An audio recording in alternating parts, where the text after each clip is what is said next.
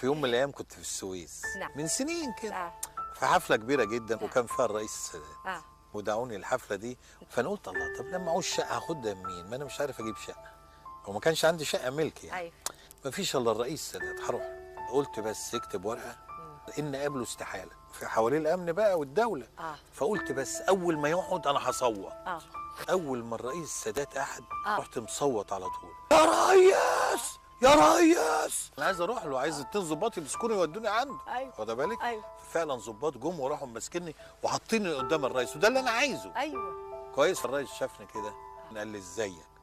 قلت له الحمد لله. قال لي خفيت؟ قلت له من ايه يا ريس؟ قال لي من الصرع اللي عندك. انت مش عندك صرع؟